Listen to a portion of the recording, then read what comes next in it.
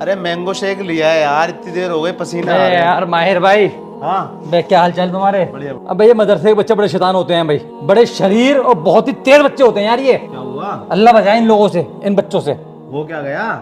अबे यार बराबर में नया मदरसा खुला है, इतने तेज बच्चे हैं, छेड़ ले मेरे को यार। अबे मदरसे के बच्चे छोड़, तुम्हारे भतीजे उनके क्या हाल है? अरे यार दो ही बच्चे हैं यार, छोटा वाला तो जहनी है, बहुत अक्लमंद है, तो सोच रहे हैं उसको हम डॉक्टरी लाइन की तरफ लेके जाएं।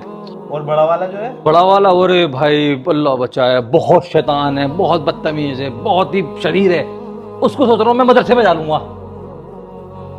अभी तू खुद कह रहा था कि मदरसे के बच्चे शरारती होते हैं, चालाक होते हैं। अबे ये चालाक शरारती कमबख्त बच्चे तुम जानबूझ के मदरसों में खुद ही तो डलवाते हो, और मदरसे वाले फिर इन्हें झेलते हैं, और मदरसे वाले इतनी मेहनतें करके इन्हें हाफिज आलिम बनाते हैं, और तुम्हें वो चालाक लग रहे हैं। अबे शुक्र मनाओ, ये मदरसों की वजह से तुम्हारे बच्चे आलिम बन रहे हैं, तुम्हारी नस्लों में दीन आ रहा है। बात ठीक है तेरी यार, मेरी गलती है। गलती तो है। अगली बार मेरे सामने मदरसे के बच्चों की बुराई मत कर दियो भाई, क्योंकि मुझे पता है ना कि मदरसों के बच्चों की वजह से हमारे जनाजों की नमाजें हो रही हैं, वरना कोई जनाजे की नमाज भी पढ़ाने नहीं आए। बात ठीक है यार, मुझे एहसास भी है, और हम लोगों को इसके बारे में सोचना चाहिए, और ये गलती पे हूँ मैं। अच्छे बच्चे, समझदार बच्चों को मदरसों में डालो।